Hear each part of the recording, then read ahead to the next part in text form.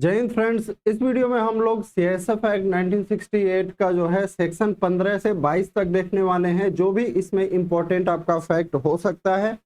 अभी तक आपने हमारा एप्लीकेशन को इंस्टॉल नहीं किया है तो फ्यूचर रोजगार एप्लीकेशन को इंस्टॉल करिए। आप वहां पे सीएसएफ एक्ट एंड रूल का सीएसएफ एक्ट एंड रूल का स्पेशल कोर्स जो है मिल जाएगा 199 में। कितने में? 199 में पूरे आपको वीडियोज वहां पे एक्ट एंड रूल से मिल जाएंगे।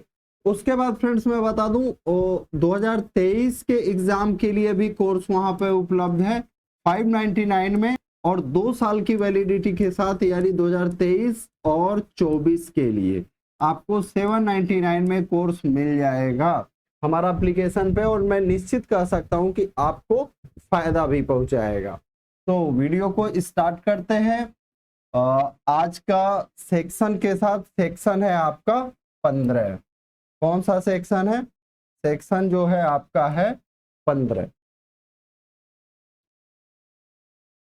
तो पेन पेपर साथ में आप लेके बैठिएगा। सेक्शन 15 क्या कहता है देखिए। बल के अधिकारियों एवं सदस्यों का सदैव कर्तव्यरूढ़ समझा जाना और भारत में कहीं भी पदस्थ किए जाने के लिए उत्तरदायी होना। इसका मतलब क्या हुआ? बल का प्रत्येक सदस्य जो है हमेशा कर्तव्य पर माना जाएगा। जो बल का प्रत्येक सदस्य होगा हमेशा कर्तव्य पर माना जाएगा और उसे किसी भी समय भारत में या भारत के बाहर क्या किया जा सकता है? पदस्थ किया जा सकेगा। अब इसको आप इंग्लिश में भी देख लीजिए। हिंदी वालों को तो समझ में आ गया होगा। बाकी इसका दोनों तरह का पीडीएफ जो है मैं ऐड कर दूंगा कोर्स में। Officers and members of the force,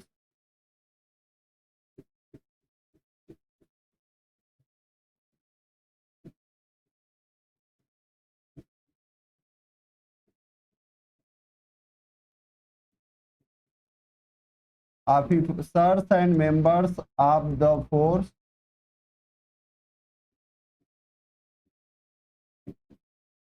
दिख रहा है कि नहीं? क्लियर? हाँ दिख रहा है। टू बी कंसिडर्ड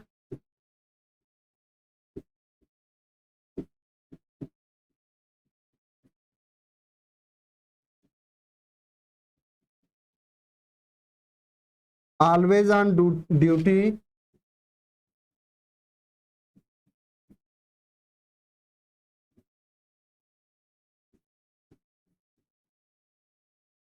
and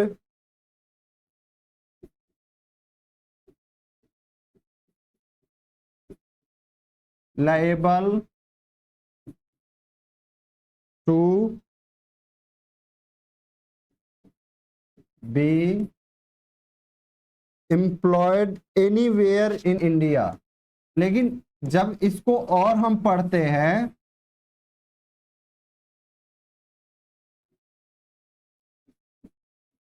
तब क्या कहता है कि भारत के बाहर भी पदस्थ किया जा सकता है। ऐसा नहीं है कि एम्प्लॉयड एनीवेयर इन इंडिया। क्या है?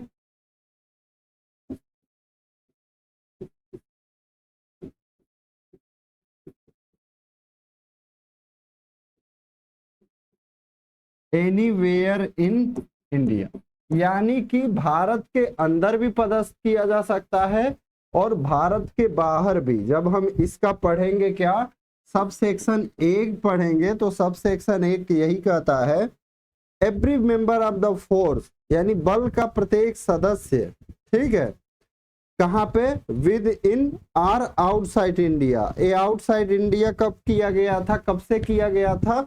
2009 से। आउटसाइड इंडिया आप याद रखिएगा।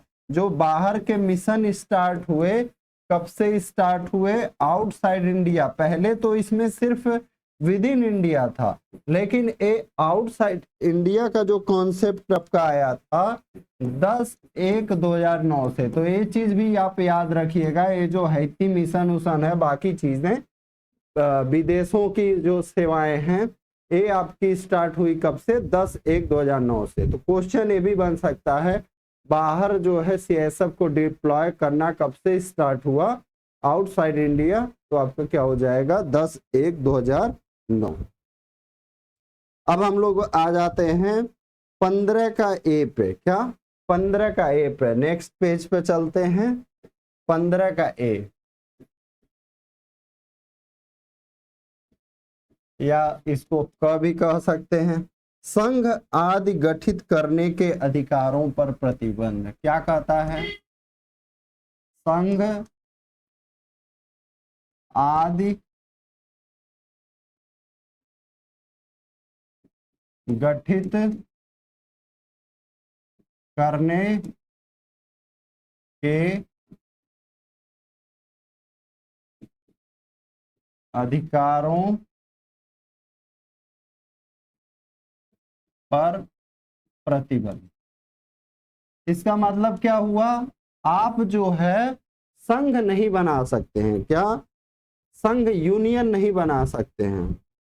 Restriction respecting right to form association. क्या है? रिस्ट्रिक्शंस इंग्लिश में बोलें तो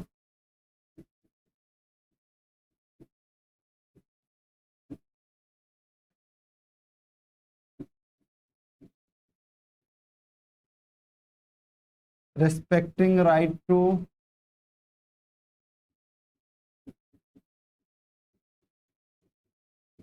तो जब भी आप वीडियो को देखने बैठे पेन पेपर जरूर ले लें, ठीक है?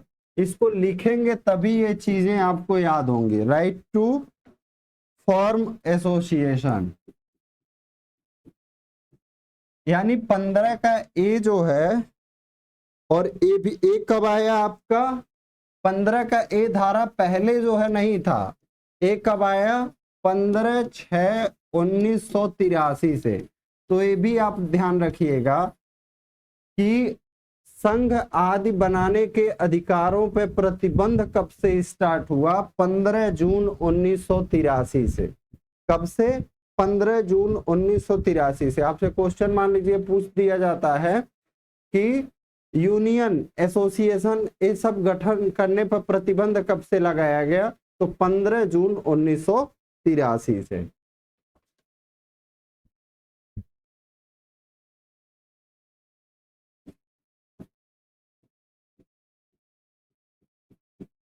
यहाँ पे इंपॉर्टेंट यही है, आपसे डेट पूछ सकता है कि कब से जो है प्रतिबंध लगाया गया, और संघ आदि गठित करने के अधिकारों पर प्रतिबंध जो है किस धारा में है? तो 15 का ए में। किस धारा में है?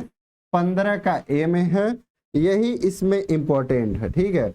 इसमें क्या कहता है कि आप किसी ट्रेड यूनियन, लेबर यूनियन और भी कई चीजों के सदस्य नहीं रह सकते हैं। 16 बहुत इंपॉर्टेंट नहीं है, 16 नहीं इंपॉर्टेंट है।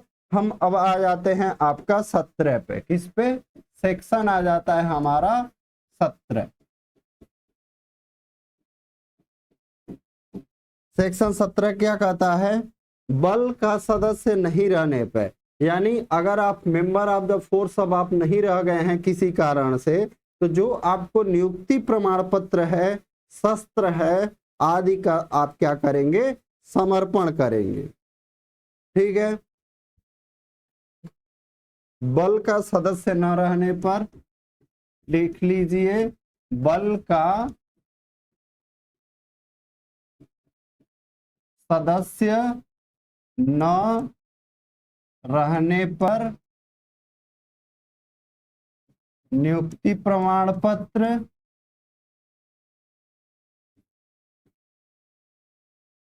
अब तो ये शायद जमा नहीं होता है नियुक्ति प्रमाण पत्र।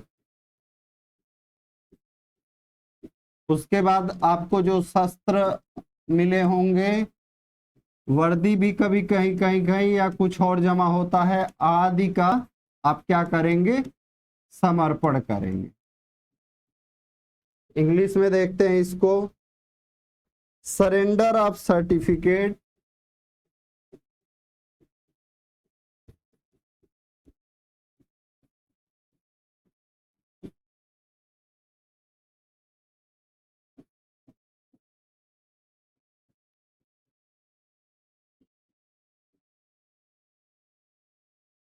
सरेंडर ऑफ सर्टिफिकेट आर्म्स तो यहाँ पे प्रश्न क्या बन सकता है कि जब आप बल का सदस्य नहीं रहते हैं तो नियुक्ति प्रमाण पत्र, शस्त्र, ये सब जो है समर्पण करना रहता है। किस धारा में है? तो किस धारा में है? सेक्शन 17 में है। बाय द वे, मान लीजिए कोई नहीं जमा करता है, तब क्या होगा? तब उसके लिए कहता है कि दोष सिद्ध होने पर, ठीक है, यानी गिल्टी पाए जाने पर 1 मास तक का कारावास जो आपका इसमें दिया गया है, ठीक है, अप टू कारावास, यानी आपको जेल कितना होगा? Jail up to 1 month. Up to का मतलब समझ रहे हैं, यानी कि तक 1 महीना से कम भी दिया जा सकता है, 20 दिन, 10 दिन, 15 दिन, मैक्सिमम 1 महीना। तो क्या हो जाएगा हमारा? Up to 1 month. और फिर क्या है? अथवा या 200 रुपए जुर्माने से, अथवा दोनों से, यानी 1 मंथ तक का, अप टू 1 मंथ तक का सजा भी और आपका जुर्माना भी।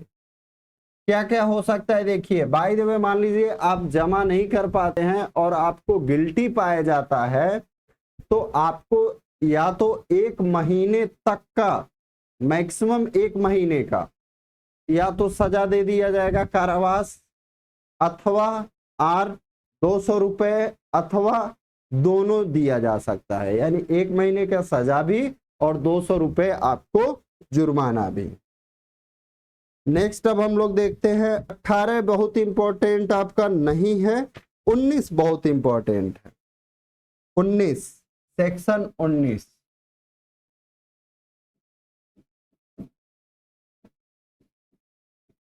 सेक्शन 19 जो है बहुत इंपॉर्टेंट है। सेक्शन 19 क्या कहता है? द पुलिस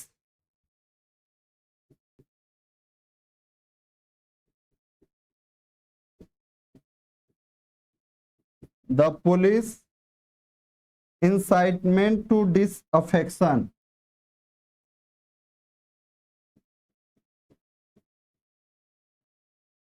एक कई बार प्रश्न पूछा गया है, ठीक है।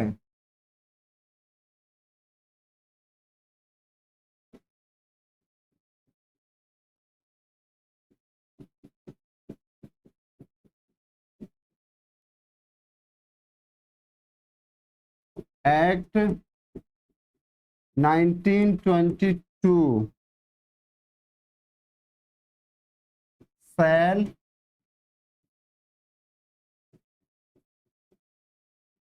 apply to the member of the force,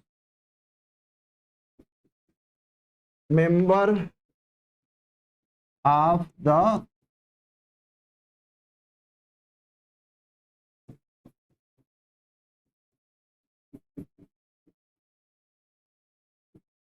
यानी कि जो आपका ये एक्ट है the police incitement to disaffection, Hindi में क्या कहा जाता है? पुलिस द्रोह उद्दीपन अधिनियम 1922। हिंदी में भी लिख लीजिए, पुलिस द्रोह उद्दीपन अधिनियम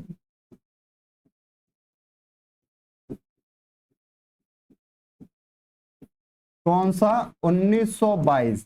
ये जो होगा बल के सदस्यों पर लागू होगा। आपसे क्वेश्चन पूछ देता है कि निम्न में से कौन सा बल के सदस्यों पर लागू है, तो ए वाला लागू है, लेकिन जस्ट इसके बाद हम जाएंगे सेक्शन 20 में। तो सेक्शन 20 में चलते हैं, इसमें से जो है नहीं लागू है। सेक्शन 20 वाले जो हैं ये नहीं लागू हैं, पुलिस वाला लागू है। तो क्वेश्चन हमेशा यहां से पूछा जाता है। तो जो नहीं लागू हैं उसको देखिए, पेमेंट ऑफ वेजेज एक्ट,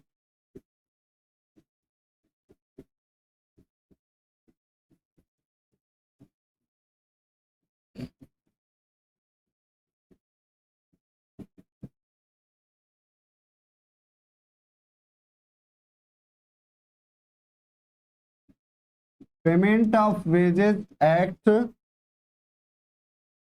कब का है? 1936। लेकिन इसमें भी कह रहा है, इंग्लिश वाले में देखिएगा 4 ऑफ 1936। क्या? 4 ऑफ 1936, इसको भी याद रखिएगा। पेमेंट ऑफ वेजेज एक्ट का कौन सा? 4 ऑफ 1936। फिर आर क्या है? फिर the industrial disputes act 1947। The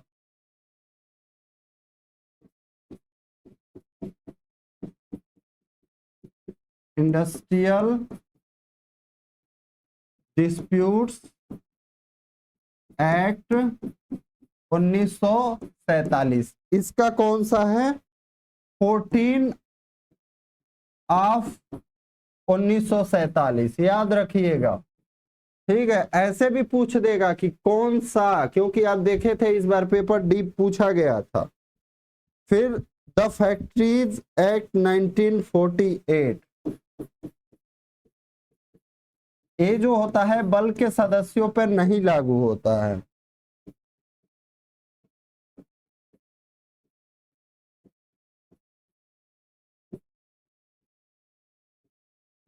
उन्नीस सौ 48, इसमें क्या है? 63 ऑफ, तो इन तीनों को लिख लीजिए आप। क्या है? Payment of wages act 4 of 1936, the industrial disputes act 14 of 1947, the factories act 63 of 1948। इनका ईयर याद रखिए, कब कब आए थे। ठीक है, ये भी इंपॉर्टेंट रहेगा, ईयर भी बदल सकता है। ये जो होता है बल के सदस्यों पर लागू नहीं होता है। अब हम आ जाते हैं, अगला जो है हमारा बल के सदस्यों के कार्यों की सुरक्षा। अगला जो हमारा धारा हो जाएगा, क्या हो जाएगा?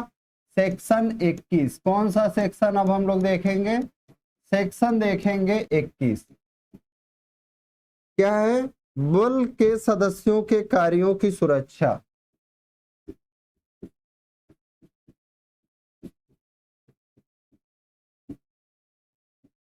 इसका मतलब क्या हुआ?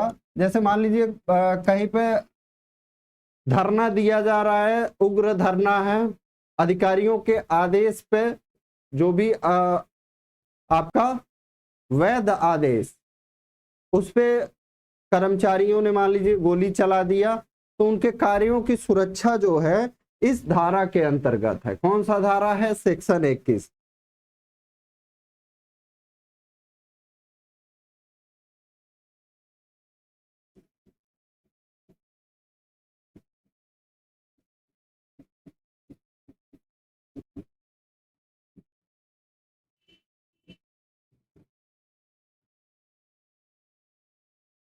तो इसमें बस यही है। ठीक है, इसको इंग्लिश में भी लिख देते हैं, protection of acts of member of the force.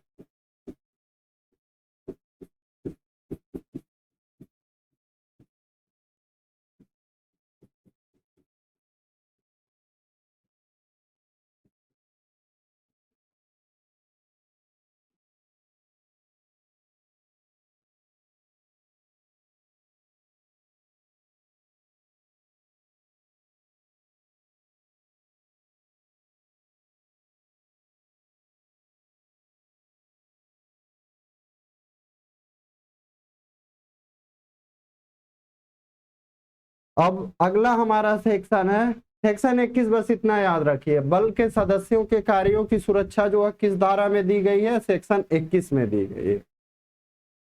अगला है हमारा section 22।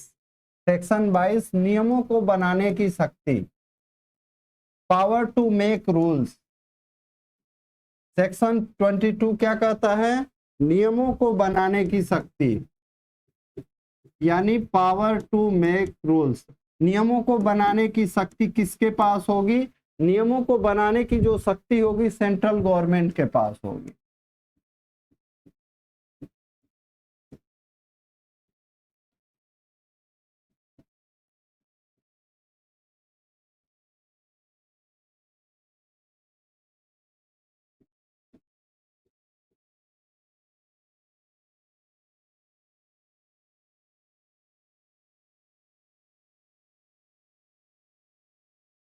Power to make rules. अब देखिए क्या कहता है, केंद्रीय सरकार, क्या सेंट्रल गवर्नमेंट शासकीय राजपत्र में, ऑफिशियल गजेट में, अधिसूचना के द्वारा, नोटिफिकेशन के द्वारा क्या करेगा, इस अधिनियम के यानी इस एक्ट का जो एम है उसको कंप्लीट करने के लिए रूल बना सकती है, नियम बना सकती है। कौन बना सकता है? तो आपसे क्वेश्चन पूछा जाएगा कि इस अधिनियम के रहते हुए, ठीक है, नियम कौन बना सकता है? तो सेंट्रल गवर्नमेंट। याद रखेंगे कौन बना सकता है? केंद्रीय सरकार। नियम कौन बना सकता है? केंद्रीय सरकार बना सकता है। सबसे इंपॉर्टेंट चीज है इस धारा का, नियम कौन बनाएगा? केंद्रीय सरकार बनाएगा। उसके बाद किससे संबंधित नियम? जैसे मान लीजिए सेवा की शर्तें हो गया, रैंक हो गया, वेतन से संबंधित हो गए, वर्दी से संबंधित, अस्त्र शस्त्र से संबंधित, निवास स्थान से संबंधित। और इसी में एक चीज और इंपॉर्टेंट है वो बताता हूं। देखिए क्या कहता है हमारा सेक्शन 22 का सब सेक्शन 3, ध्यान दीजिएगा, सेक्शन 22 का सब सेक्शन 3 क्या है? उपधारा। हिंदी में बोले तो धारा 22 का उपधारा 3 क्या कहता है? इंपॉर्टेंट है। इस धारा के अंतर्गत बनाया गया प्रत्येक नियम, मतलब every rule made under this section, यथा शीघ्र संसद के प्रत्येक सदन के समक्ष जब वह सत्र में हो 30 दिन की अवधि के लिए रखा जाएगा। कितने दिन की अवधि के लिए? 30 दिन की अवधि के लिए जब वह सत्र में होगा। तो आपसे पूछ देता है कितने दिन की अवधि के लिए। मान लीजिए इसके अंतर्गत कोई नियम बनाया गया तो प्रत्येक सदन के समक्ष कितने दिन के लिए रखा जाएगा? तो सेक्शन 22 का सब सेक्शन 3 कहता है 30 दिन के लिए। आप ये अवधि ध्यान दीजिएगा, ये डायरेक्ट क्वेश्चन बन सकता है कि जब कोई आपका नियम बनाया गया तो प्रत्येक सदन, लोकसभा और राज्यसभा में कितने दिन के लिए रखा जाएगा? तो 30 दिन के लिए। कितने दिन के लिए? 30 दिन के लिए। तो यहाँ पे जो है फ्रेंड्स आपका धारा सीआईएसएफ एक्ट खत्म होता है और मैं निश्चित बोल सकता हूँ, गारंटी के साथ बोल सकता हूँ कि इससे बाहर जो है आपका धारा से प्रश्न नहीं बनेगा। तो नेक्स्ट वीडियो से हम लोग सीआईएसएफ रूल 2001 स्टार्ट करेंगे। तो आपको वीडियो अगर अच्छा लग रहा हो तो दोस्तों के पास जरूर शेयर करें, हमारे कोर्स के बारे में बताएं, आपसे रिक्वेस्ट रहेगा। Thank you.